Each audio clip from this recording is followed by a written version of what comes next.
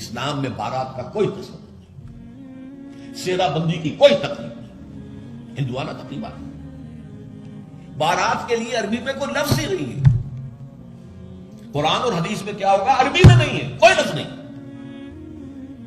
یہ خالص عجمی لفظ بارات عجمی ہے، ایرانی ہے، اس کا اسلام سے کوئی تعلق نہیں، جڑ کٹ جائے اس کی۔ یہ بھی ہندوانہ تصور ہے۔ ہوتا کیا تھا، ایک گاؤں سے جا رہے ہیں، دوسرے گاؤں سے بیٹی لے کر آنی ہے اور بیٹی کے ساتھ جہیز آنا ہے، اور راستے میں ڈاکو جو ہیں وہ لوٹ سکتے ہیں، تو یہاں سے جتھا لے کے جانا ہوگا، لہذا وہ جتھا بندی کر کے بارات جا رہی ہے۔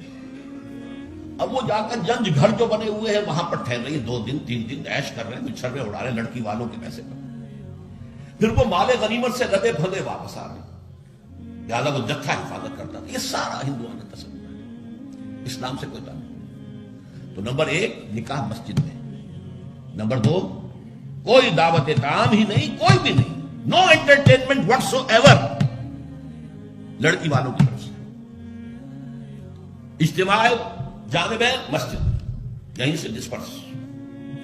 حضرت فاطمہ کو تو وداع کرانے کے لیے حضرت علی گئے بھی نہیں تھے۔ نکاح کے بعد کچھ خواتین حضرت فاطمہ کو لے کر حجرے میں چھوڑ آئی تھی جا کر، جو ایک انصاری صحابی نے حضرت علی کو دیا تھا، ورنہ ان کے پاس حجرہ بھی نہیں تھا۔ 3 باتیں ہو گئی۔ چوتھی بات، ولیمہ جو ہے اس کی تاکید ہے۔ یہی وجہ ہے کہ جب یہ شادی پر مکمل پابندی لگائی گئی تھی، میں نے اشتہار دیا تھا کہ ولیمہ پر پابندی نہیں ہونی چاہیے۔ لڑکی والے کے ہاں تو آپ سوچئے، جو دلیل میں نے دی اس کی نفی میں، نفسیاتی دلیل بہت بڑی ہے۔ لڑکی والے کے ہاں ویسے تو لفظ شادی خوشی، وہاں بھی شادی یہاں بھی شادی، لڑکی والے کے ہاں خوشی نہیں ہوتی، اس کے گھر سے لخت جگر نور چشم نکل کر جا رہی ہے، کیسے خوشی ہوگی؟ مائیں رو رہی ہوتی ہیں، انہیں غشی پڑی ہوتی ہے جب بچیاں نکل رہی ہوتی ہیں، بہن بھائی رو رہے ہوتے ہیں، باپوں کی آنکھوں کے اندر بھی آنسو آئے ہوتے ہیں، نمی آئی ہوتی ہے۔ میں نے بھی 5 بیٹیاں رخصت کی اپنے گھر سے، اور آنکھوں میں نمی آئی ہے، I couldn't withhold my tears۔ پھر یہ صرف یہ تو ہوتا ہے کہ ایک ذمہ داری کا بوجھ تھا، آج اتر گیا، اسے آپ انگریزی میں سائی آف ریلیف کہہ سکتے ہیں، بس خود خوشی نہیں۔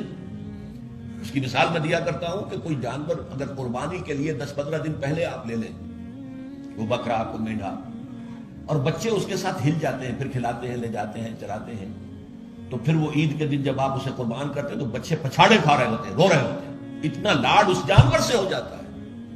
تو یہ نور چشم لخت جگر گھر سے نکل رہی ہے، 18-20 برس نہیں ہے آپ کے گھر میں آج جا رہی ہے، ٹھیک ہے سائی آف ریلیف ہے، لیکن اندیشہ بھی ہوتا ہے، ذہن میں رکھیے، ہمیشہ ہوگا۔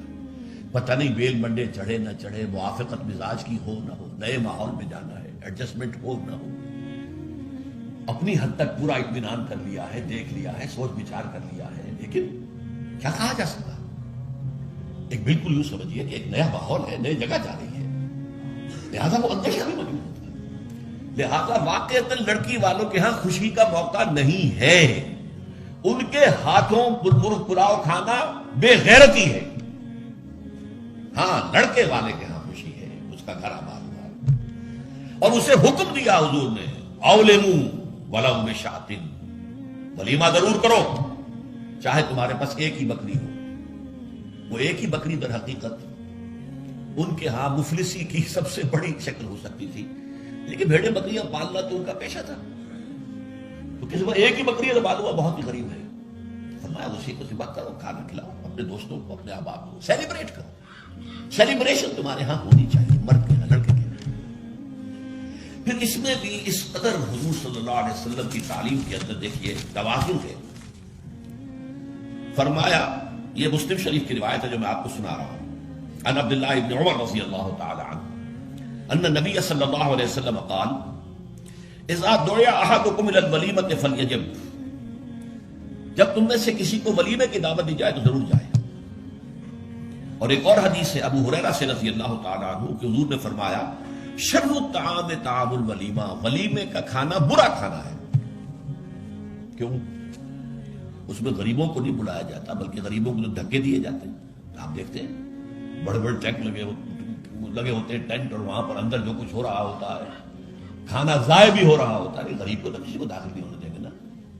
اور ہے بھی نہیں، وہ مسلی کھلانے کے لیے تو نہیں ہے نا، وہ تو اپنے اعزاء رشتہ دار احباب ان کو اپنی خوشی میں شریک کرنے کے لیے. حضور نے فرمایا شکر الطعام طعام، لیکن اس کے باوجود من لم یجب الدعوہ فقد عصى اللہ ورسولہ، جو شخص ولیمے کی دعوت قبول نہیں کرے گا اس نے گویا کہ اللہ اور اس کے رسول کی نافرمانی کی. اب آپ سوچئے، جس نبی نے ہمیں اتنی تفصیل سے ہدایت دی دعوت ولیمہ کی، اگر لڑکی والوں کے ہاں کسی دعوت کے اندر کوئی خیر ہوتا ذرہ بر، تو کیا حضور ہمیں اس سے محروم رکھتے صلی اللہ علیہ وسلم؟ تو چوتھی بات جو میں نے عرض کی کہ ولیمہ کیا جائے، ہاں البتہ ون ڈش کی پابندی لگائی جا سکتی ہے، بالکل لگائی جا سکتی ہے.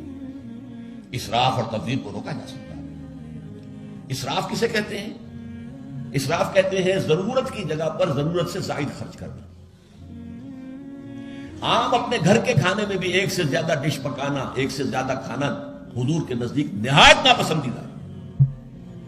ضرورت ہے پیٹ بھرنے کی، ایک سالن روٹی سے بھی ہو جاتا ہے، آپ نے 4-4 5 پکا رکھے، یہ اسراف ہے. اسی طریقے سے اگر دعوت کے اندر بھی ون ڈش کی پابندی ہو تو بالکل ٹھیک ہے، اس کے اندر کوئی حرج نہیں.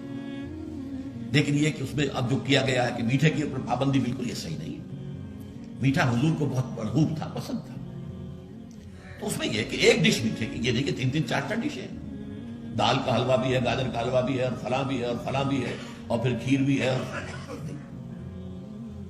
لہذا ولیمے کی اجازت ہونی چاہیے. ظاہر بات ہے کہ ہر شخص اپنی سطح کے مطابق کرے، اور وہ آدمی بھی بلائے گا، جو کم ہی بلا سکتا ہے وہ کم بلائے گا، جو زیادہ بلا سکتا ہے زیادہ بلائے گا. اس کے اوپر بھی کوئی خاص پابندی لگانے کی ضرورت نہیں ہے.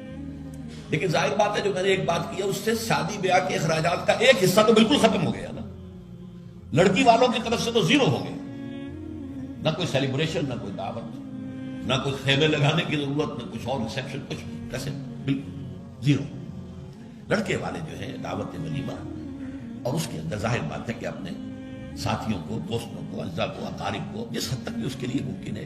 اچھا یہاں تک فرمایا وہ کہ اگر تمہارے کسی بھائی نے نکاح کیا ہو اور اس کے پاس کچھ بھی نہیں ہے تو وہ ولیمہ کر سکے، اپنے گھر سے کھانا لے جاؤ اور جا کر اس کے ہاں بیٹھ کر کھاؤ، سیلیبریٹ کرو، اس کی خوشی میں شریک ہو. یہ کس قدر فطری تعلیمات ہے. اور